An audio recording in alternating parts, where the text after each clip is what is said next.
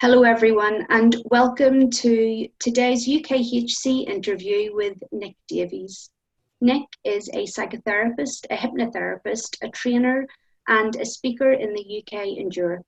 Nick is also the owner of the Warwickshire School of Hypnotherapy, and on top of all that, he also runs Nick Davies Sports Psychology, where he works with sportsmen and women at all levels. Nick specialises in working with PTSD and trauma quickly and permanently, and has subsequently earned the title of the PTSD Whisperer. At this year's UKHC, Nick will be speaking on the subject of depression, and his presentation on the Sunday at 4 p.m. is called Dissolving Depression Technique. So hello Nick, and welcome to today's interview. It's lovely to have you join us. Hello, thank you for having me on. Yes. So before we discuss the dissolving depression technique, perhaps you could just tell us something about yourself and your background and, the way that you work with hypnotherapy. Yeah, sure. So my background, essentially what got me into this, I used to be a national project manager for BT, for British Telecom, and it was a very great job with a lot of demands and things like that.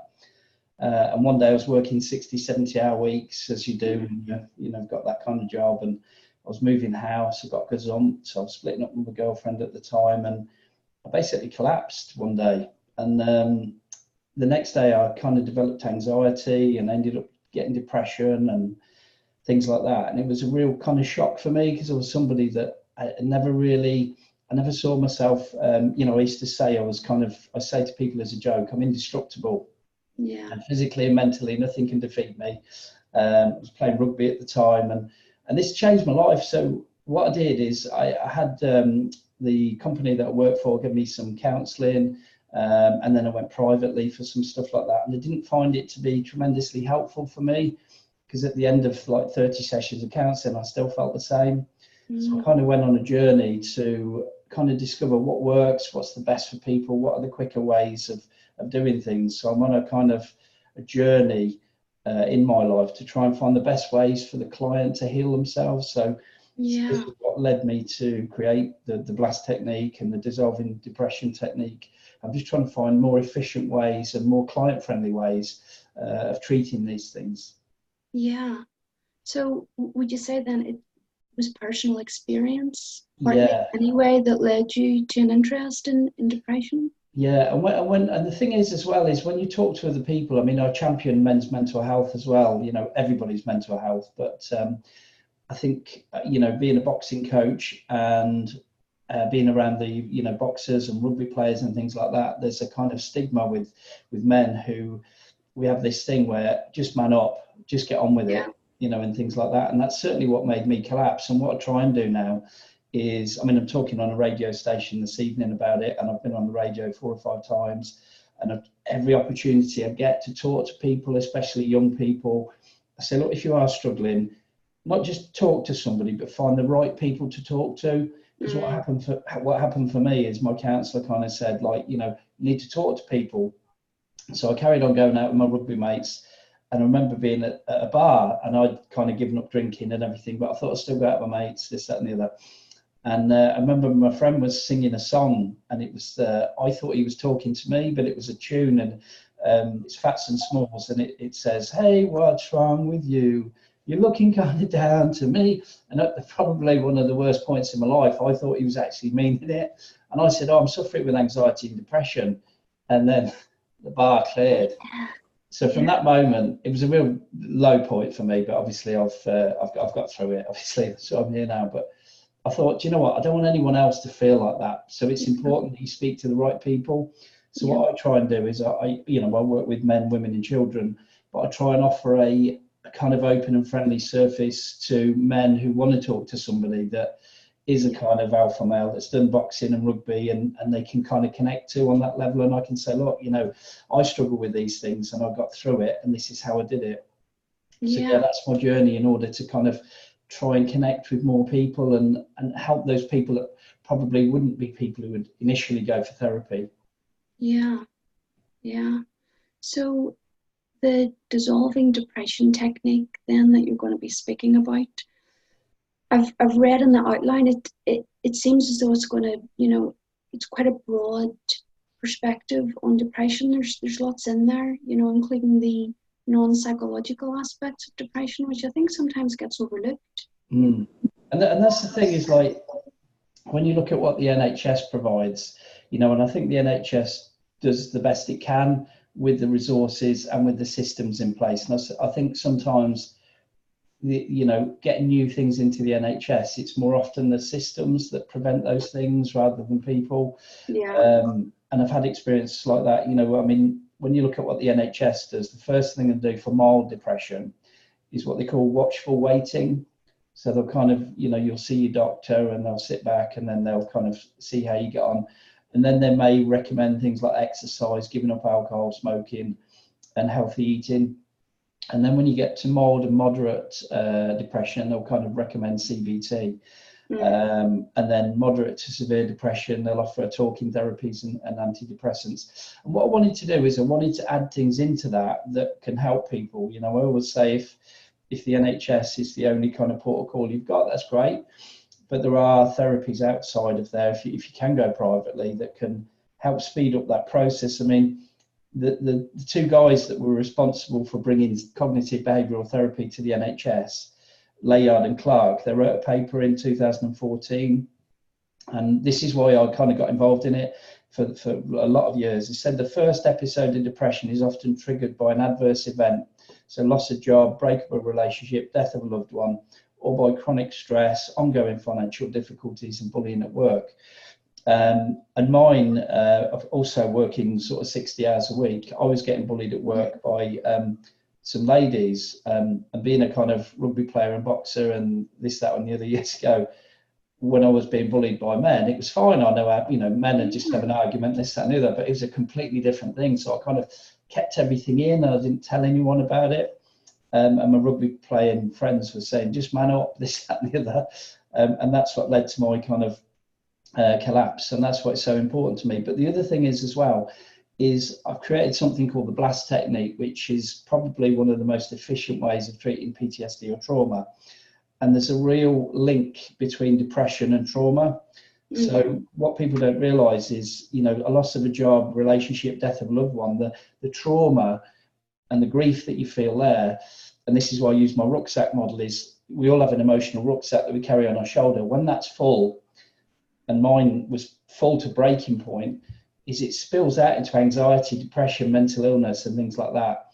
And what my BLAST technique is that I'm going to demonstrate right at the end of the presentation is how to take those rocks in the rucksack, as I call them, out and create space. And what I do really well is when people are really struggling with depression, I'm going to show you, in fact, I'm going to give away the whole dissolving depression technique at the conference, because I'm so passionate about what I do. It's I was going to set it up as a course, but I'm going to show everybody the steps, how I go through it.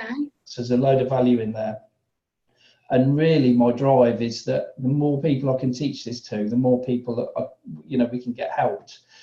Because, especially for, I think depression's terrible for everybody. But when I was struggling with it, it was the inability to talk to anybody. And it was like, if I did talk to somebody, people saw it as a weakness. Yeah. And it was a horribly isolating illness to have. Yeah. And it was one of the most difficult things that I found to get out of, because when you're depressed, you don't have resources to get out. Yeah. So that, and that's why I'm on this kind of journey to help as many people as I can, Yeah. So would you say that working with depression, because, depression can be very multi-layered, and I think, in many ways that puts a lot of hypnotherapists off working with it because it's more complex than a lot of other issues. Would you say that this method that you have of working with it can make it quite fast, or can make it, faster than... Yeah, I mean, the thing is to recognise with depression is, firstly, it's different to most illnesses because people don't have any resources. Mm-hmm. So what I find is I'm not a big fan of counselling. I think counselling is okay for when you need to have a belief change or a conscious change about something. But when something's held unconsciously at the limbic level and the And there are studies on when you look at kind of low mood to moderate depression and things like that. That can be things like learned helplessness. Life keeps knocking you down, keeps knocking you down, keeps knocking you down. So you get that kind of low mood and you kind of give up. That's different to really kind of chronic or deep depression. Yeah. And when you deal with those clients, the first thing that I would say is you've got to have, and this is why the blast technique works really well, is you need a technique to be able to dig those rocks out of the rucksack first, the big thing. So if it's grief, there's a period of 18 months that person might be grieving. So having a technique that can alleviate that for a period of time. Breakup of a relationship. I wrote an article for the NCH magazine about a breakup of a relationship can be the same as losing a loved one. The emotions are the same. A loss of a job, that's to do with identity issues. Financial difficulties, especially for men, that can be another identity issue and affect their ego. Being bullied at work, I was so embarrassed that I was being bullied by some ladies at work that I couldn't, I told a couple of people, but they absolutely ridiculed me. So I was like, I better keep this quiet. Yeah. Nobody taught me the skills on how to talk assertively until afterwards. And that's why I'm so grateful that all the things I've kind of learned, that's why I want to share them with people, because what people don't realize is that depression is when I treat depression, we kind of go through a whole process to get them out. And it's fantastic because you use lots of different things. Like we use trauma treatments at the beginning to lighten the load. But there's no point doing anything with a client until you've lightened the load. So it's processing all those things to get space in the rucksack. And then once we've done that, we can start looking at using hypnotherapy to talk deeply to their unconscious mind, to start planting those suggestions in, to build their self-esteem, to let them know there is a different future. And then once you've kind of got to that stage, then you can use visualization techniques, life coaching techniques and things like that. But I'll go through the whole process at the conference. Yeah. So you're dealing with all of the different layers then. Yeah, and it's a process, and I really enjoy it, because one of the things I don't like so much is the one-hit wonder techniques. I mean, blast is a very quick technique to use, but I tend to find that clients want a relationship with their therapist. Yeah. So it's about, and the great thing with people with depression is when you see them coming out the other side, and you see them smiling, and they've got a new job and they've done this, and that's so rewarding. That's what I love about the job. It's amazing. Yes, absolutely. So you mentioned briefly there that your presentation will include a demonstration or some audience participation. Is that right? Yeah. So what I'm going to do is I'm going to show them the techniques as we go through, and then I'm going to show them my blast technique on how to get the rock out of the rucksack. Okay. So if there's somebody in the audience that's got something that's been bothering them, that's creating a low mood or something like that, I'm going to demonstrate that live, to how to take that out and remove it. So that's the first kind of cog on the wheel before all the rest. But as part of the process, I'm going to show them all the techniques that I use on the slides, so that the audience can participate, and if they want to, go through the whole thing. Okay, brilliant. And Nick, before we begin to wrap it up, is there anything that I've missed that you would like to say that you'd like people watching to know? No, I did. Just that I'm one of these people. I'm not great at selling myself, so what I tend to do is I give a lot of value. So what I would say is, it's for those people who are interested in dealing with depression, particularly trauma-based depression, and learning the kind of ins and outs and what actually works. I'd recommend they really come to this your presentation, because it's going to be interactive. You're going to get loads from it. Honestly, I'm giving everything away really about this technique, just because I think, well, if I can get it out there, then how many people are we actually going to be able to help? So there's tons of value in it, and And I think, like I said before, it just is one of those areas that just isn't understood enough. Yes. Yeah. Because it is so, it does have so many layers. So, and the thing is, people fear it. And I think the benefit that I have is I went through it, and I actually got myself through it. Yes. It took me an awful long time. So my recommendations is don't do it my way, because I'd quite a painful journey. However, what I've done is I've refined the system down now. So it's a very nurturing, kind, efficient process. And having got myself out, I've just refined it like everything I do. And people will get so much from it. And if they want to ask me questions, I'm great. You know, even after the conference, they can email me and ask me bits and bobs. And, you know, I think very often when we've been through something ourselves, you know, it provides an insight that allows you to help other people. Exactly. And I think that's stronger because, you know, my passion is I don't want people to feel the way I did. Yeah. And in everything I do, I think I see the person in my therapy chairs over there, and I see that person and I visualize myself in there 19 years ago. And I'm like, I don't want people to go through what I did because, you know, it almost broke me as a human being. But luckily, I'm very resilient. And I thought, well, what can I do with this? And that's why I'm really passionate about changing kind of the way mental health services, you know, are in this country and across the world. So, you know, the more I can contribute, the better things will be, hopefully. Yeah, I really look forward to the presentation at the conventions. It sounds great. So for anyone who has still to get a ticket for this year's UKHC, you can visit the website at ukhypnosisconvention.co.uk. And thank you very much, Nick, for taking the time out of your welcome to join us. It sounds really fascinating. So my pleasure. Looking forward to the presentation. Really looking forward to meeting you in November. Yeah. So until then,